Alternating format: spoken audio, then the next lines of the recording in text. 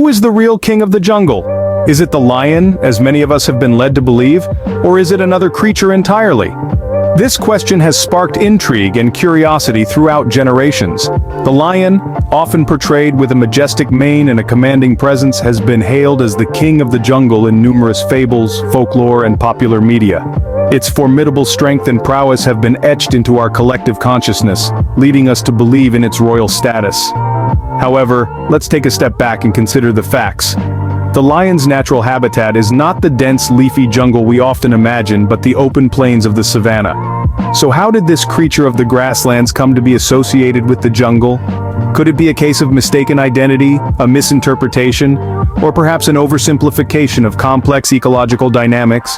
So if lions don't live in the jungle, can they truly be the kings of it?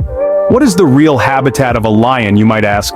Well, contrary to popular belief, lions don't reign over the dense, verdant jungles. Instead, they rule the vast, golden savannas. A savanna is an open landscape of grasslands dotted with sparse trees, providing lions with the perfect stage for their hunting strategies. Lions are social creatures, living in prides and relying on teamwork to bring down their prey.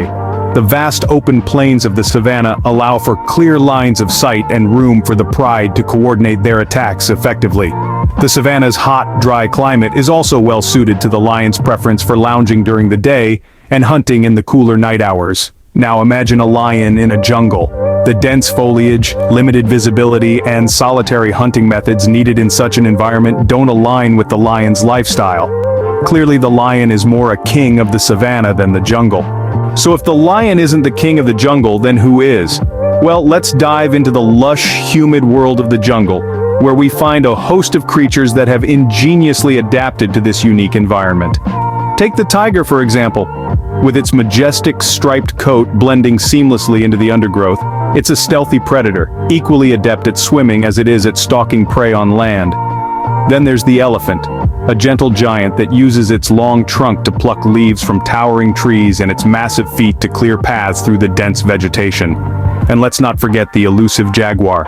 This feline rules the jungle with its powerful build and sharp claws, moving silently through the foliage, a master of its domain. These are just a handful of the jungle's inhabitants, each playing a vital role in the ecosystem, each a king in their own right. These creatures are the true rulers of the jungle. But if we had to pick one animal to rule over the jungle, who would it be? That's the million-dollar question, isn't it? Let's reconsider our candidates, shall we? When considering a king, or rather a ruler of the jungle, we must take into account various factors. Strength is an obvious one. The sheer power of a gorilla is awe-inspiring. But what about size? The elephant is the largest land mammal, and its enormous presence commands respect. Then there's intelligence. The clever orangutan, with its ability to use tools and solve problems, certainly gives it an edge. And let's not forget dominance. The tiger, with its solitary and territorial nature, rules its domain with an iron paw. So, who's the king? The powerful gorilla, the massive elephant, the intelligent orangutan, or the dominant tiger? It's a tough call. Perhaps the king of the jungle is not one animal, but many. In the end, the king of the jungle might not be who we thought it was. The lion, magnificent and powerful, has long been hailed as the king. But as we've discovered, the lion isn't a jungle dweller at all. Its true domain is the vast, grassy savanna, a world away from the dense, tangled undergrowth of the jungle.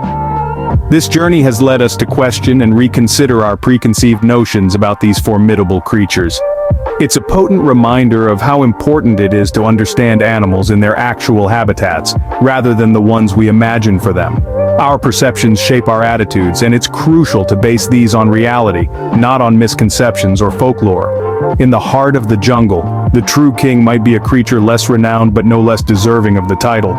So next time you hear the phrase king of the jungle, remember, it might not be the lion after all.